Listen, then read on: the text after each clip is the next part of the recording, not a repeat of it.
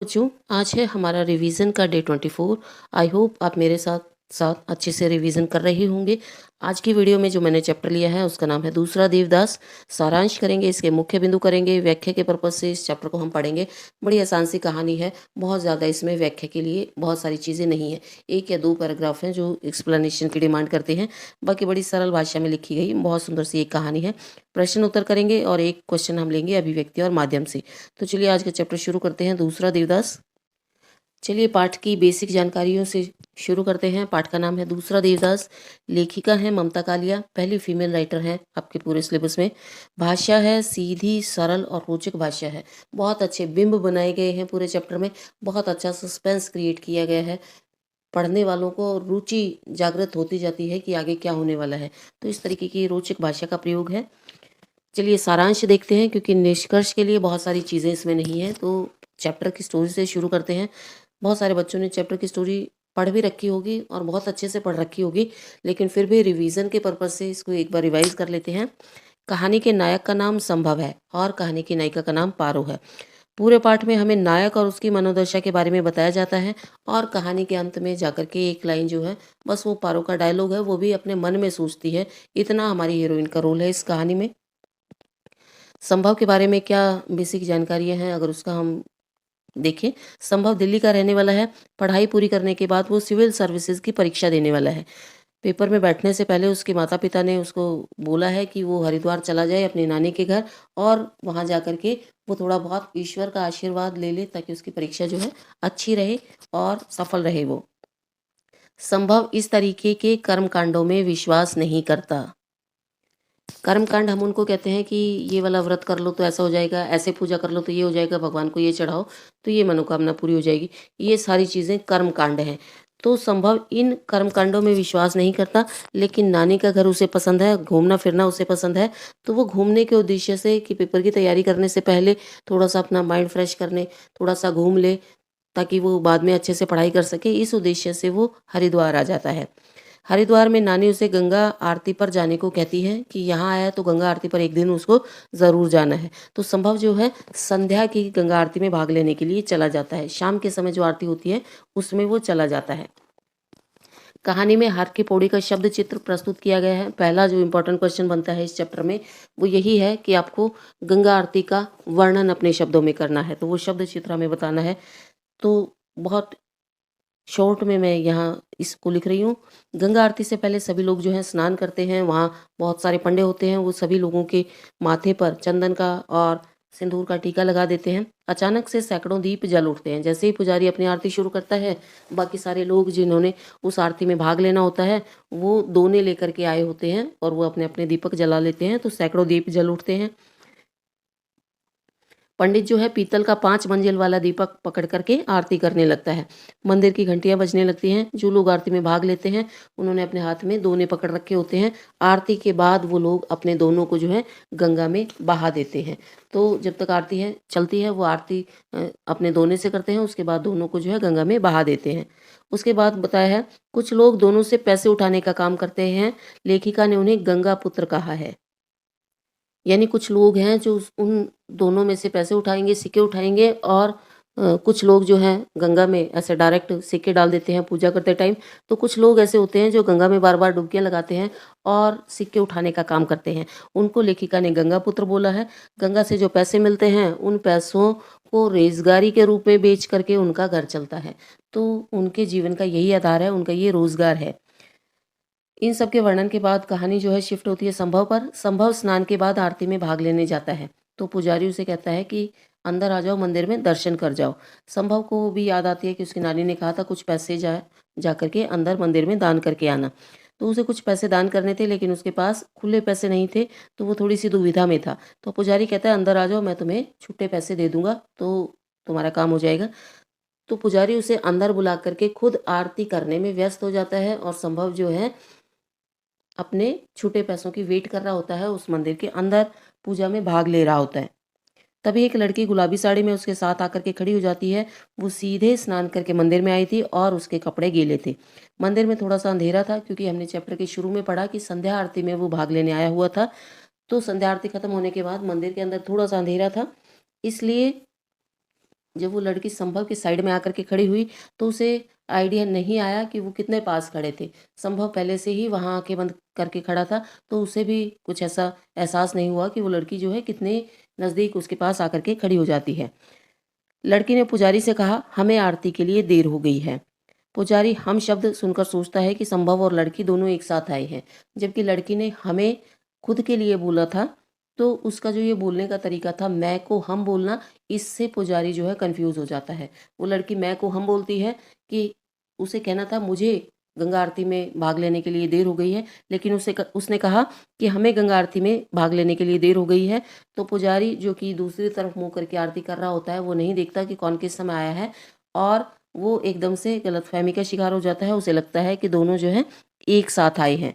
वो गलतफहमी में दोनों को आशीर्वाद भी दे देता है, दोनों को आशीर्वाद के रूप में कि सुखी रहो, फलो फूलो, जब भी आओ साथ आओ, गंगा मैया तुम्हारे मनोरथ पूरे करे, इस तरीके का वो आशीर्वाद भी दे देता है।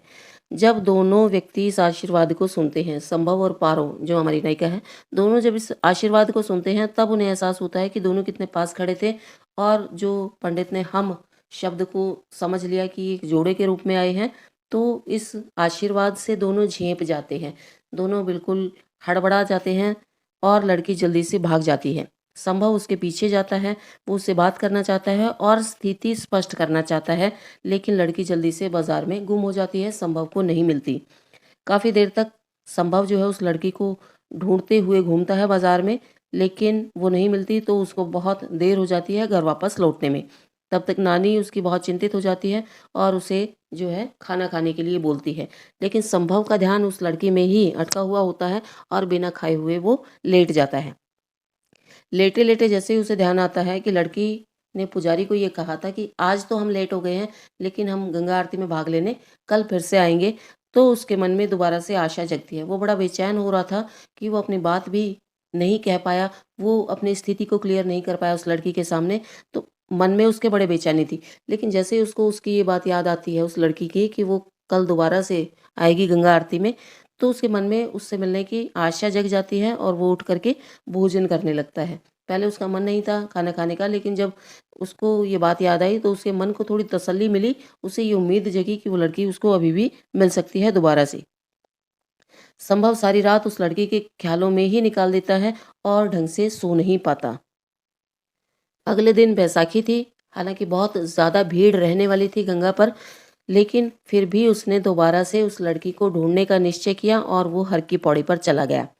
हर की पौड़ी पर जाकर के वो वहाँ बैठ जाता है, मंदिर के अंदर नहीं जाता, स्नान नहीं करता, वो वहीं सीढ़ियों पर बैठ जाता है और लोगों को देखता रहता है जो लोग स्नान कर रहे होते हैं। तभी उसके पास एक छोटा लड़का आकर के बैठ जाता है और दोनों में बातचीत शुरू होने लगती है। वो छोटा बच्चा अपने बारे में बताता है कि वो अपनी बुआ के साथ आया है रोहतक से, और अभी उसकी बुआ जो है गंगा आरती में भाग लेने गई हुई है। उसके बाद वो लोग जो है मनसा देवी जाएंगे। संभव की नानी ने उसे मनसा देवी जाने से मना किया था कि अगर वो, नानी जो है रोपवे से थोड़ी सी डरी हुई होती है, कभी एक हादसा हुआ था पहले, तो इसलिए वो मना करती है, लेकिन संभव युवा है, इन बातों पर ध्यान नहीं देता। वो बहुत ज़्यादा शारीरिक मेहनत में भी विश्वास नहीं करता, इसलिए वो रोपवे से ही बैठ करके मनसा देवी के लिए चला जाता है। संभव कुछ सोच साच कर मनसा देवी के लिए निकल जाता है। रास्ते में बहुत सारे सुंदर प्राकृतिक दृश्य आते हैं, नीचे घाटी में देखते हुए जैसा उसको वो पहाड़ियाँ, घाटियाँ, जंगल, फूल और वो सारी चीज़ें दिखते हैं, वो उनका वर्णन करता है। बीच में कुछ बच्चों ने अपने हाथों पर सुंदर बिंदी के डिज़ाइन बनाए थे, जो कि वो बिंदी बेच रहे थे, इसलिए वो थोड़ा सा डिज़ाइन बना करके लोगों को दिखा रहे थे। संभव को ये चीज़ें अचानक से अच्छी लगने लगती हैं। बिंदी बिंदी में उसका कोई बहुत ज़्यादा इंटरेस्ट नहीं था, लेकिन जैसे ही वो उस लड़की से मिला है कल से, उसके बाद से ये चीज़ें उसको थोड़ी सी अच्छी लगने लगती हैं, और एक सुंदर सी बिंदी की कल्पना उस लड़की के माथे पर वो करने लगता है। कुछ पुराने गीत भी उसको याद आने लगते हैं। ऊपर मनसा देवी पर जाने के बाद वो अपनी मनोकामना बोल करके वो अपने मन्नत का धागा बांध देता है। फिर मनसा देवी के मंदिर के आसपास के दृश्य का वर्णन है, जो कि मेले जैसा है। कुछ मिठाइयों की दुकानें, कुछ रुद्राक्ष की माला की दुकानें, ऐसी वाली चीज़ों का थोड़ा सा वर्णन है।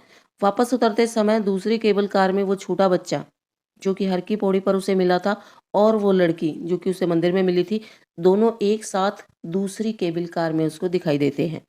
संभव नीचे उतरता है, जल्दी से भागता है और उस छोटे बच्चे से बात करना चाहता है, क्योंकि उससे वो पहले बात कर चुका था। तो उसे थोड़ा-सा मन में ये होता है कि उस बच्चे के थ्रू वो आसानी से उस लड़की से बात कर सकेगा।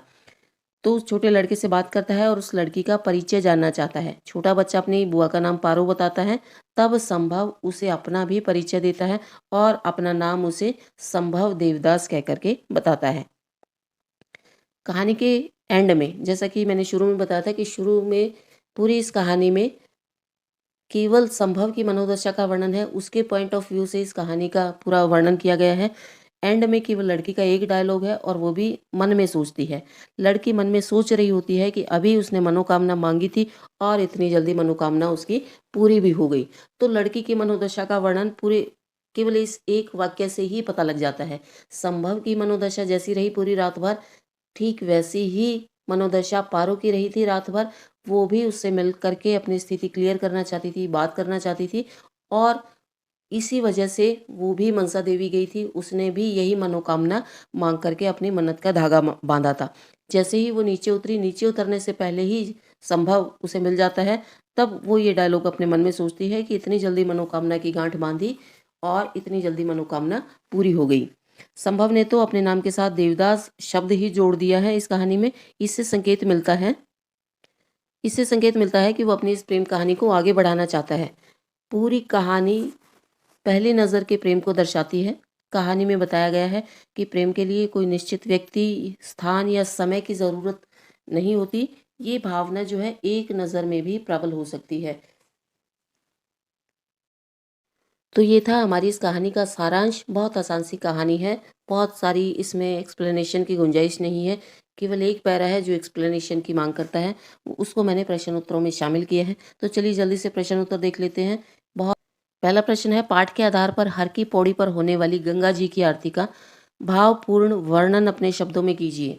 बहुत आसान सा प्रश्न है। अगर कोई बच्चा हरिद्वार गया है और उसने कभी गंगा आरती देखी है तो जैसा उसने देखा है वो वैसा लिख सकता है, क्योंकि अपने शब्दों में हमें इसको लिखना है। चलिए उत्तर देखते हैं। हरिद्वार में गंगा आरती सुबह और शाम दोनों समय होती है। आरती के समय पूजा के दोने 1 रुपये से बढ़कर 2 रुपये में बिकने लगते हैं, जबकि ये कहानी है तब का ये रेट है। सभी भक्त भक्ति पूर्वक अपनी आरती में शामिल होते हैं। गंगा जी के मंदिर में गंगा जी के साथ कई अन्य देवी देवताओं की मूर्तियां भी हैं। लोग स्नान करके गीले कपड़ों में ही आरती में भाग लेते हैं। पुरुष जो है चंदन का तिलक लगाते हैं और महिलाएं सिंदूर का टीका लगा करके पूजा में शामिल होती हैं। आरती शुरू होते ही पुजारी जो है 5 मंजिल वाला अपना दीपक जला लेते हैं और गंगा जी की आरती लाउड स्पीकर पर बजनी शुरू हो जाती है। आरती का दीपक जब थोड़ा सा गर्म होता है तो पुजारी उसे थोड़ा सा गंगा जल में भिगो लेते हैं। यानी जिस हैंडल से पकड़ करके वो आरती कर रहे होते हैं, पीतल का होता है, तो वो जल्दी गर्म होने लगता है, तो वो उसको थोड़ा सा पानी में डुबा लेते हैं। मन्नत के धोने जलते हुए दीपक के साथ गंगा में तैरने लगते हैं और गंगा पुत्र जलते हुए दोनों में से सिक्के उठाकर अपने मुंह में रखते जाते हैं। ये गंगा आरती का वर्णन है जो इस चैप्टर में बताया गया है। जैसा संभव ने देखा कि गंगा आरती के समय कैसा दृश्य गंगा के घाट पर होता है। दूसरा प्रश्न देखते हैं। गंगा पुत्र के लिए गंगा मैया ही जीविका और जीवन है। इस कथन के आधार पर गंगा पुत्रों के जीवन परिवेश की चर्चा कीजिए। हमें बताना है गंगा पुत्रों के लिए जो गंगा है वही उनके जीवन का आधार है। उत्तर देखते हैं। इस पाठ में गंगा पुत्र उन लड़कों को कहा गया है जो भक्तों द्वारा फेंके गए सिक्के और अन्य वस्तुएं डुबकी लगाकर गंगा में से निकालते हैं। यही उनके जीविका और जीवन का आधार है। इसी से उनके घर का खर्चा चलता है। गंगा पुत्र भक्तों द्वारा डाले गए सिक्कों को इकट्ठा करते हैं और उसे कुछ कमीशन पर नोटों से बदल देते हैं। 2 तरीके से ये उनका रोजगार है। एक तो वो गंगा में से डुबकी लगाएंगे तो बहुत सारा सामान, बहुत सारे सिक्के नीचे से निकाल कर ले आएंगे और उसके बाद जो है अगर लोगों को छोटे पैसे चाहिए होते हैं तो कुछ कमीशन लेकर के, जैसे 10 रुपये के बदले में 8 रुपये के सिक्के दे दिए, इस तरीके से कमीशन पर नोटों से उनको बदल देते हैं। हरिद्वार आए लोग रेजगारी की तलाश में होते हैं तो ये गंगापुत्र उन्हें ये रेजगारी बेच देते हैं। इसके अतिरिक्त इनका गंगा से भावनात्मक जुड़ाव भी है। इनकी हर दिन एक जैसी कमाई नहीं होती, लेकिन फिर भी उनका जीवन गंगा तक सीमित है और वो उसको छोड़कर कहीं और नहीं जाना चाहते, क्योंकि भावनात्मक रूप से वो गंगा से जुड़े हुए हैं। तीसरा क्वेश्चन देखते हैं। पुजारी ने लड़की के हम को युगल अर्थ में लेकर क्या आशीर्वाद दिया और पुजारी द्वारा आशीर्वाद देने के बाद लड़के और लड़की के व्यवहार में अटपटापन क्यों आया। पुजारी ने लड़की के हम को युगल अर्थ में लेकर क्या आशीर्वाद दिया। लड़की ने मैं को हम बोला और पुजारी ने उस हम को युगल समझ लिया। युगल कहते हैं जोड़े को। कहानी का नायक संभव अपनी नानी के यहाँ घूमने हरिद्वार आता है और नानी के कहने पर गंगा आरती में भाग लेता है। हालांकि उसकी इन सब में आस्था नहीं थी, फिर भी वो गंगा आरती में शामिल होता है। जब वो मंदिर में दर्शन करने और कुछ पैसे दान करने अंदर जाता है तब तक कुछ अंधेरा हो चुका होता है। उस समय कहानी की नायिका चुपचाप संभव के बगल में आकर के खड़ी हो जाती है और कहती है कि हमें आरती के लिए देर हो गई है। अंधेरे के कारण पंडित जी को कुछ समझ नहीं आता और उसे लगता है कि ये दोनों एक साथ आए हैं अथवा दंपति हैं। पंडित उन्हें आशीर्वाद दे देता है, सुखी रहो, फूलो फलो, जब भी आओ साथ आना, गंगा मैया तुम्हारे मनोरथ पूरे करे। जैसे ही पुजारी ये आशीर्वाद देता है, दोनों को अपनी गलती का एहसास होता है, अपनी स्थिति का एहसास होता है और दोनों एकदम से हड़बड़ा जाते हैं। अगला प्रश्न देखते हैं। उस छोटी सी मुलाकात ने संभव के मन में क्या हलचल उत्पन्न कर दी, इसका सूक्ष्म विवेचन कीजिए। पूरे चैप्टर में संभव के मन की ही भावों का सूक्ष्म विवेचन है। किसी व्यक्ति के मन के भावों का सूक्ष्म विवेचन पूरी कहानी में किया गया है। तो बहुत भावनात्मक कहानी है। प्रश्नों का उत्तर थोड़ा सा बड़ा बड़ा है क्योंकि इसमें इसी तरीके की एक्सप्लेनेशन, प्रश्नों का उत्तर थोड़ा सा बड़ा है लेकिन भाषा मैंने बिल्कुल आसान रखी है ताकि जो भावनाएं इस कहानी में हैं वो सारी हम अपने प्रश्न उत्तरों में। चलिए उत्तर देखते हैं। इस चैप्टर के प्रश्नों का उत्तर थोड़ा सा बड़ा रखा है मैंने क्योंकि पूरे कहानी जो है मानवीय भावनाओं पर आधारित है, तो उसी तरीके से सारी चीज़ें क्लियर होनी चाहिए। हालांकि भाषा आसान है और कहानी भी आसान है तो आपको याद करने में मुश्किल नहीं होगी। उत्तर देखते हैं। मंदिर में लड़की से छोटी सी मुलाकात ने संभव के मन में हलचल पैदा कर दी। संभव उससे उसी समय बात करना चाहता था लेकिन वो गलियों में ओझल हो गई। उसने उसको ढूंढने के लिए कई चक्कर लगाए। घर पहुंचने पर ना उसने खाना खाया ना ही उसे नींद आई। नानी का बोलना भी उसे मानो डिस्टर्ब कर रहा था, अच्छा नहीं लग रहा था। बार बार उसके मन में, उसके ख्यालों में वो गुलाबी रंग की साड़ी पहनी हुई लड़की आती रही। बार बार उसी मुलाकात को वो अपने मन में दोहराता रहा। फिर अचानक से उसे याद आया कि उसने कल दोबारा आने की बात कही थी। इस बात से उसे थोड़ी सी तसल्ली मिलती है और तब वो थोड़ा सा खाना खा पाता है और मन ही मन वो सोचता रहता है कि यदि वो दोबारा मिलेगी तो वो उससे क्या बातें करेगा, उसे क्या क्या बातें करनी है, वो बातों को भी सोच कर रखता है। तो ये उसके मन की स्थिति थी लड़की से मिलने के बाद में पूरी रात भर। अगला प्रश्न देखते हैं। मनसा देवी जाने के लिए केबल कार में बैठे हुए संभव के मन में जो कल्पनाएं उठ रही थी उसका वर्णन कीजिए। संभव मंदिर वाली लड़की को ढूंढने सुबह दोबारा उसी मंदिर के पास वाले घाट पर गया। बैसाखी का दिन था इसलिए बहुत अधिक भीड़ थी। संभव को वो लड़की कहीं दिखाई नहीं देती है तो वो मनसा देवी चला जाता है केबल कार में बैठ करके। वहीं मनसा देवी के रास्ते में कुछ बच्चे आसपास बिंदी और पाउडर बेच रहे होते हैं। उन्होंने अपने हाथों पर बिंदियों के सुंदर डिजाइन बना रखे थे। संभव को उस समय एक बिंदी बहुत आकर्षक लगती है। वो मन ही मन उस लड़की को उस बिंदी के साथ इमेजिन करता है कि वो लड़की अगर इस बिंदी को लगाएगी या उसने उसको लगा रखा होगा तो वो कैसी दिखेगी। कई गाने उसे याद आने लगते हैं जिसमें मांग में तारे भर देने जैसी बातें कही गई थी। वो गुलाबी रंग की केबल कार में ही बैठता है क्योंकि कल से उसे गुलाबी रंग बहुत अच्छा लग रहा था। यद्यपि इन आडंबरों में वो ज़्यादा विश्वास नहीं करता लेकिन फिर भी वो मनसा देवी के मंदिर में अपनी मन्नत का धागा बांधने आता है। उसे इन सारी चीज़ों में विश्वास नहीं था लेकिन फिर भी क्योंकि उसे अब लग रहा था कि इतने बड़े शहर में उस लड़की को दोबारा खोजना एक मनुष्य के लिए थोड़ा सा मुश्किल है, तो वो भगवान की मदद चाहता था इसमें, तो वो अपनी मन्नत का धागा बांधने आता है। केबल कार में भी उसके मन में उसी लड़की का ख्याल और वही बातें चल रही होती हैं जो पूरी रात भर उसके मन में चल रही थी। अगला प्रश्न देखते हैं।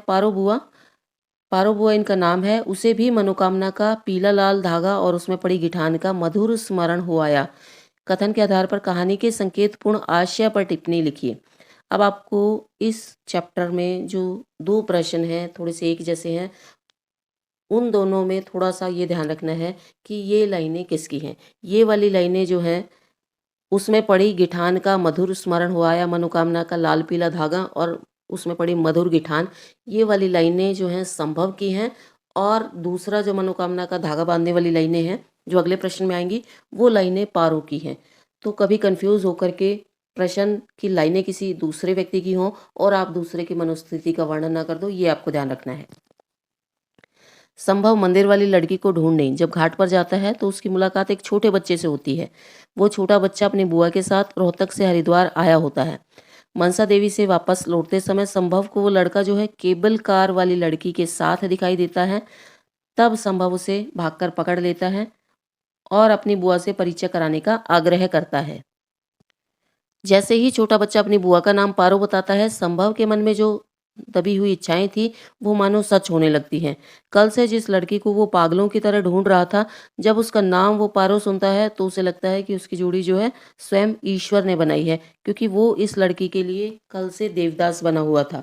अभी अभी मनसा देवी पर जिस मन्नत के लाल पीले धागे को वो बांध के आया था, उतनी शीघ्रता से उसकी मन्नत जो है पूरी हो गई थी। तो उसको जो उसके अंदर वो उसने जो गांठें बांधी थी उस लाल पीले धागे में, वो गांठें बहुत अच्छी, बहुत मधुर लग रही थी। अगला प्रश्न देखते हैं। मनोकामना की गांठ भी अद्भुत है, अनूठी है, इधर बांधो उधर लग जाती है।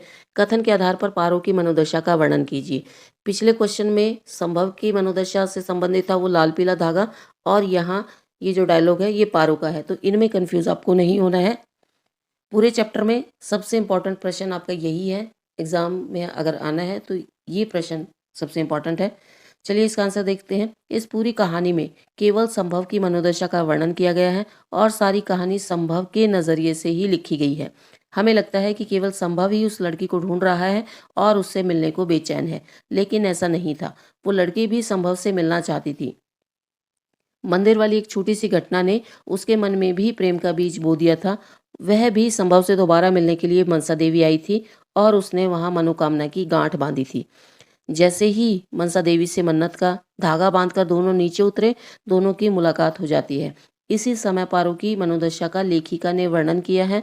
वो मन ही मन बहुत प्रसन्न थी और सोच रही थी कि मनोकामना की गांठ भी इतनी अद्भुत है कि इधर बांधो उधर लग जाती है। यानी सच्चे मन से अगर किसी से मिलने की दुआ ईश्वर से मांगी जाए तो उससे ईश्वर भी पूरी कर देते हैं, और इतनी जल्दी पूरी कर देंगे ये विश्वास पारो को नहीं हो रहा था। अगला प्रश्न देखते हैं। दूसरा देवदास कहानी के शीर्षक की सार्थकता स्पष्ट कीजिए। दूसरा इंपॉर्टेंट प्रश्न इस कहानी का ये है, हमें बताना है कि इसका शीर्षक जो है वो कितना ठीक है, कितना उचित है। कहानी का शीर्षक दूसरा देवदास हमें बिल्कुल उचित लगता है। कहानी का नायक एक सीधा साधा लड़का है और अपनी प्रतियोगी परीक्षा की तैयारी कर रहा है। वह पहले कभी भी किसी लड़की की ओर आकर्षित नहीं हुआ, लेकिन मंदिर में एक छोटी सी गलतफहमी से हुई एक मुलाकात ने उसके मन में प्रेम का बीज बो दिया। वो लड़की को ढंग से ध्यान से देख भी नहीं पाया था, बात भी नहीं कर पाया था, और वो लड़की जो है आंखों से ओझल हो जाती है। लड़की की सिर्फ इतनी सी झलक ने ही उसके मन में इतना आकर्षण पैदा कर दिया। सारी रात उसने बहुत बेचैनी से काटी, ना उसे नींद आई ना उसे भूख लगी। अगले दिन जैसे ही वो लड़की उसे दिखाई दी, उसने भागकर उसका परिचय करना चाहा, और जैसे ही उसे पता लगा कि इस लड़की का नाम पारो है, वो अपना नाम संभव देवदास बताता है। कहानी का नायक उस लड़की के लिए पहली ही मुलाकात में देवदास बन चुका था, इसलिए कहानी का शीर्षक बिल्कुल उचित है। इस तरीके से इसका उत्तर हम दे सकते हैं, या हम जो ओरिजिनल देवदास कहानी है उसका रेफरेंस देकर के भी इस प्रश्न का उत्तर दे सकते हैं कि जो ओरिजिनल देवदास थी वो एक दुखद अंत वाली कहानी थी, जिसमें पारो और देवदास की ही कहानी है हालांकि वो, और एक उपन्यास है। उस पारो और देवदास वाली कहानी में पारो का विवाह हो जाता है पहले ही किसी और से, और देवदास जो है पूरी उम्र जो है उसकी यादों में रहता है, उसके दुख में रहता है। तो हम उस कहानी का भी उदाहरण दे सकते हैं कि ओरिजिनल जो देवदास थी वो इस तरीके की कहानी थी, दुखद अंत वाली कहानी। लेकिन इस कहानी का नाम दूसरा देवदास रखा गया है, तो इसका ये मतलब है कि ये वो वाला देवदास वाली कहानी नहीं होने वाली है, ये एक सुखद अंत वाली कहानी बनने जा रही है। इस तरीके से भी हम इसका उत्तर दे सकते हैं। चलिए अब एक आशय स्पष्ट करने वाली लाइनें देख लेते हैं, जो जिस पैरा की लाइनें हैं ये जो एक्सप्लेनेशन के हिसाब से इंपॉर्टेंट हैं और जो आ सकती हैं एक्सप्लेनेशन में। बाकी बीच में मैंने इसमें एक एक्सप्लेनेशन और एक प्रश्न छोड़ दिया है, क्योंकि उसका आंसर बिल्कुल वैसा ही मनोकामना वाले प्रश्न जैसा ही होना था, रिपीटेड हो जाता है। इससे अच्छा आगे बढ़ते हैं। ये जो लाइनें हैं ये इंपॉर्टेंट हैं। एक्सप्लेनेशन के हिसाब से भी सप्रसंग व्याख्या में ये आ सकती हैं। उसके चेहरे पर इतना विभोर विनीत भाव था, भागता नहीं भाव था, मानो उसने अपना सारा अहम त्याग दिया है। उसके अंदर सुबह से जनित कोई कुंठा शेष नहीं है। वह शुद्ध रूप से चेतन स्वरूप आत्मा राम और निर्मल आनंद है। भाव स्पष्ट कीजिए। एक दो शब्द मिसप्रिंट हो गए हैं। ये लाइनें उस समय की हैं जब दूसरे दिन संभव जो है हर की पौड़ी पर वहाँ सीढ़ियों पर जाकर बैठता है और लोगों को स्नान करते हुए देखता है। तो उसे एक व्यक्ति जो है स्नान करते हुए दिखता है। ये उसके बारे में लाइनें कही गई हैं। तो अगर सप्रसंग व्याख्या में आता है तो हम ये वाला प्रसंग डाल सकते हैं इतना सा। चलिए इसका उत्तर देखते हैं। अगर प्रश्न उत्तर में आता है और हमें इसका भाव स्पष्ट करना है तो इसका क्या उत्तर रहेगा। संभव मंदिर वाली लड़की को ढूंढने सुबह के समय गंगा घाट पर जाता है तो उसे दूर एक आदमी दिखाई पड़ता है जो गंगा की धारा के बीच में सूर्य की ओर हाथ जोड़े खड़ा था। आपने देखा होगा कि लोग जब स्नान करने किसी नदी में घुसते हैं, समुद्र में घुसते हैं, तो वो अपने हाथों से जल उठाकर सूर्य को अर्पित करते हैं और सूर्य को प्रणाम करते हैं। तो ये कुछ ऐसा ही सीन था। एक व्यक्ति जो है सूरज की तरफ हाथ जोड़े खड़ा हुआ था। उसके चेहरे पर ऐसा भाव था मानो उसने अपना सारा अहम, सारे दोष त्याग दिए हैं। उसके अंदर कोई कुंठा नहीं बची और वो सीधा ईश्वर से जा मिला है। ईश्वर से मिलने का तेज और आनंद उसके चेहरे पर स्पष्ट दिखाई दे रहा था। यानी वो आदमी जो है सूर्य नमस्कार करता हुआ, सूर्य की उपासना करता हुआ इतना अच्छा, इतना शांत लग रहा था। ऐसा लग रहा था कि मानो वो ईश्वर से जा मिला है। कोई दुख, कोई कुंठा, कोई दोष उसके मन में नहीं बचा है और जो ईश्वर से मिलने की खुशी है वो उसके चेहरे पर साफ झलक रही थी। चैप्टर बहुत बड़ा हो गया था, बहुत क्वेश्चंस डिटेल में हो गए थे। तो अभिव्यक्ति और माध्यम का मैंने आसान प्रश्न लिया है आपके लिए। नाटक में रंगमंचीयता होना क्यों आवश्यक है? एक इम्पॉर्टेंट प्रश्न है कि नाटक में रंगमंच पर खेले जाने वाली विशेषताएं ज़रूर होनी चाहिए। वो रंगमंच के लिए बना हुआ होना चाहिए, कुछ ऐसी विशेषताएं उसमें होनी चाहिए। तो वो क्यों होनी चाहिए, हमें इसका उत्तर देना है। नाटक को बाकी चीज़ों से इसलिए अलग माना जाता है क्योंकि उसे रंगमंच पर खेला जा सकता है। नाटक को दृश्य काव्य भी कहा जाता है, यानी देखने वाला काव्य, यानी कुछ ऐसा जो लिखा गया है हालाँकि, लेकिन वो देखा जाता है, उसे दृश्य काव्य कहा जाता है। उसे इसलिए बाकी चीज़ों से अलग माना जाता है क्योंकि उसे रंगमंच पर खेला जाता है। ये नाटक की पहली प्रमुख शर्त है। जयशंकर प्रसाद के नाटकों को आलोचकों ने केवल इस कारण नाटक मानने से इनकार कर दिया था क्योंकि उन्हें रंगमंच पर दिखाना बहुत मुश्किल था। जयशंकर प्रसाद के नाटक बहुत बड़े-बड़े होते हैं, उनको जो है एक्ट करना बड़ा मुश्किल है। इसलिए नाटक के सारे तत्वों का समावेश इस प्रकार किया जाना चाहिए कि सारी चीज़ें मिलकर नाटक को मंचन करने लायक बना सके। यानी नाटक के जितने भी तत्व होते हैं उन सारे तत्वों को इस तरीके से शामिल किया जाना चाहिए नाटक में कि सब मिल कर के नाटक को रंगमंच के लिए आसान बना सके। एक नाटक आसानी से रंगमंच पर खेला जाएगा तभी वो एक सफल नाटक माना जाएगा। तो यानी कि कोई भी ऐसी चीज़ जो कि उसको रंगमंच पर प्रस्तुत करने में बाधा बनाती है, उसे हमें नाटक में नहीं रखना चाहिए। नाटक का मुख्य उद्देश्य है कि उसको दर्शकों के सामने रंगमंच पर प्रस्तुत किया जा सके। तो ये था आज का हमारा डे 24 का रिवीजन। बड़ी आसान सी कहानी है। आई होप आपको पढ़ते-पढ़ते ही चैप्टर ये याद हो गया होगा। चलिए मिलते हैं कल किसी नए चैप्टर के साथ। तब तक अच्छे से रिवाइज़ करते रहिए।